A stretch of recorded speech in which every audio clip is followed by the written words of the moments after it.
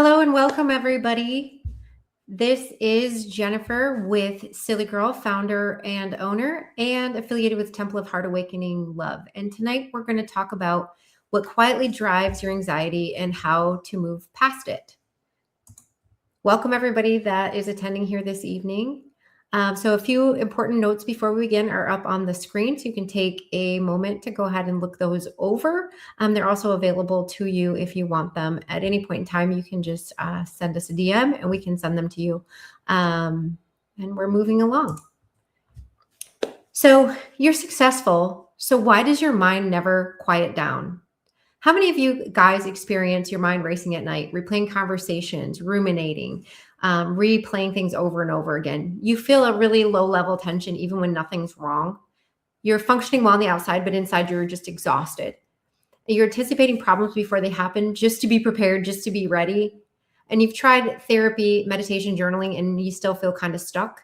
And you can't remember the last time you felt truly deeply calm. How many of you guys have experienced this? I know I for sure have, especially the rumination and the waking up at night and going over things again and again and again, right? It's the worst. It's 3 o'clock in the morning. It's like the worst. You're not alone. This is called an anxiety loop. And why your brain won't let you rest is because there's a trigger. It's a thought, a memory, or situation that activates your threat response, right? Your fight or flight. The amygdala fires and your brain registers danger, whether it's real or perceived, or it's a pattern of things you've noticed before. Then your cortisol spikes and your body prepares for fight, flight, or freeze. You're overthinking. Your mind tries to solve the danger by replaying and anticipating and ruminating. And then you experience some exhaustion. You're tired, but you're wired, and then the loop starts again. This isn't a character flaw. It's a nervous system doing exactly what it was designed to do in a world that it wasn't really designed for. Just so you guys know, anxiety disorders affect 40 million adults in the US alone, and only 36.9% receive treatment for that anxiety. So why just breathe isn't enough, and why traditional approaches often leave you feeling kind of stuck. So the just breathe idea, or even the medication, is addressing the symptom, not the root. So talk therapy can help you understand your anxiety, but understanding it doesn't always stop it. It doesn't reach the body. Anxiety lives in the nervous system, not just the mind. And so your cognitive tools don't always reach the somatic core of it, okay? And you don't feel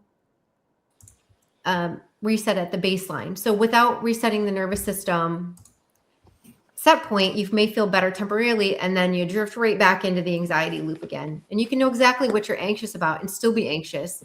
And the knowledge and the healing are two very different things. 60% of people with anxiety report that their current treatment is only somewhat effective. And so people that live with anxiety understand that it's at times completely debilitating. It's too much to handle. Hello? Hi. It's too much to handle. It's truly debilitating, overwhelming. And some people even end up in the ER because of anxiety and panic attacks. There's hidden ways to keep that emotional blocks kind of keep you stuck. So what are emotional blocks? They're stored emotional experiences that the nervous system. Hello? Hey, I'm muting you, Janet. You're interrupting. We'll get through this real quick. Can you see us? Yeah?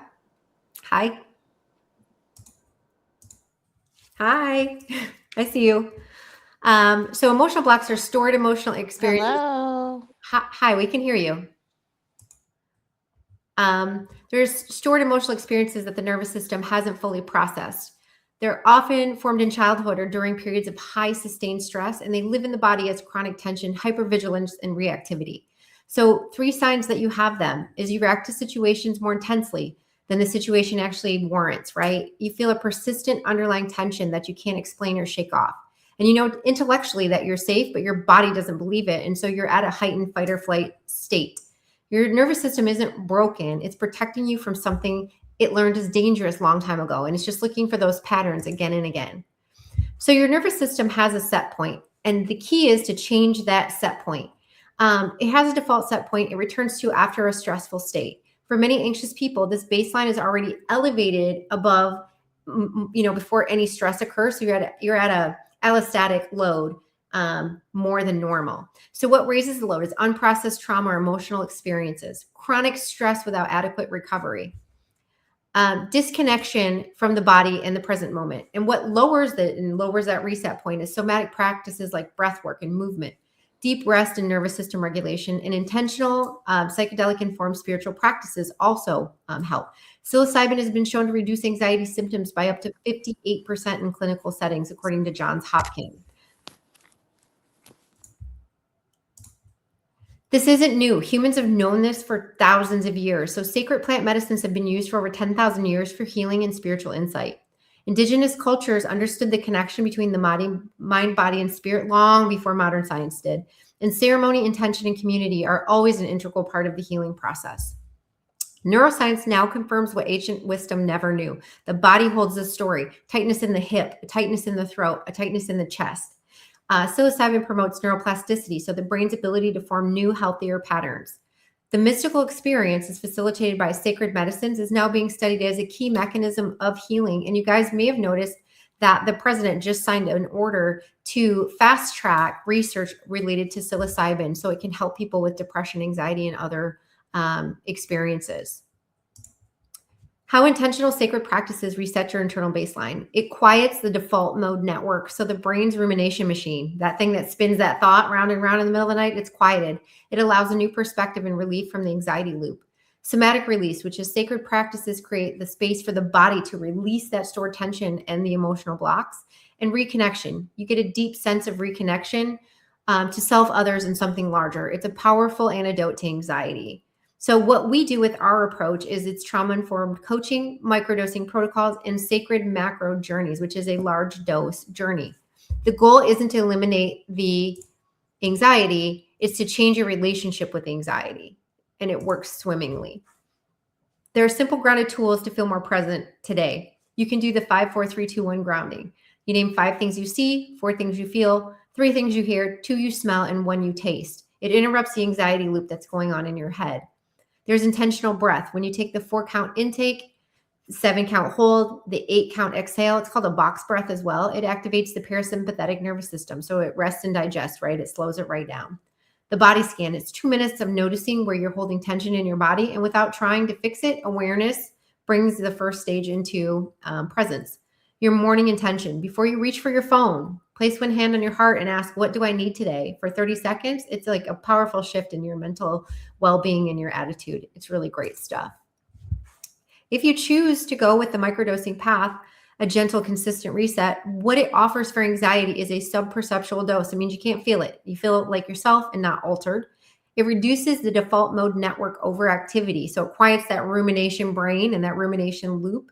It increases your emotional regulation and present moment awareness. So you can be more aware, more present, and not caught in that anxiety loop. And it builds neuroplasticity, literally forming new calmer neural pathways. So the dose is small. It's 100 to 250 milligrams. And the schedule is 2 days on, 1 day off. So in the first couple of weeks, you have a heightened awareness of anxiety triggers and without being consumed by them. And then in weeks 3 to 4, you get the pause, the noticeable pause before anxiety loop takes hold, and you have a choice. And then finally, after month 2, a lower nervous system set point, more spaciousness, more you, more relaxation. It's very, very comforting. So when you're ready for a deeper reset, you can access emotional blocks. So that's the macro journey, right? It's the larger dose. A full macrodose journey can access and release deep emotional blocks that years of traditional therapy haven't touched. It offers you a shift in perspective. So it creates a profound shift from I am anxiety to I am the one observing my anxiety. And with the Silly Girl Promise, we hold a safe, intentional container with the help of Temple of Heart Awakening Love.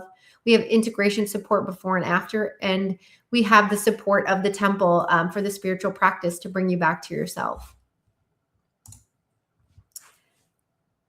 Your safety is always sacred to us. And so the legal container is the Temple of Heart Awakening Love is a 508c1a faith-based organization. It's protected. It's a protected religious practice, and it's legal intentional framework, and it's sourced from earth, not a lab. And so the sacred container is to have trauma-informed coaching held before, during, and after. So there's lead up, the during, and the after, which is integration, and reverence, not recklessness. There's deep integration support. And that is the key for any of this to work, is to have that integration, to have that feedback loop, and to give yourself tools so that you can better cope within these limitations or this anxiety or depression or any of those things that you're dealing with. The key is you don't have to figure this out alone. Relief is possible, and it might look different than you expected. Because anxiety is not your identity, it's a signal. And when you learn to listen to it differently, everything changes.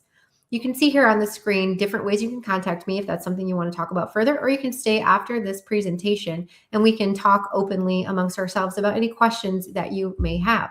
I'm going to go ahead and end this stream, but then we can talk amongst ourselves if you guys have any questions.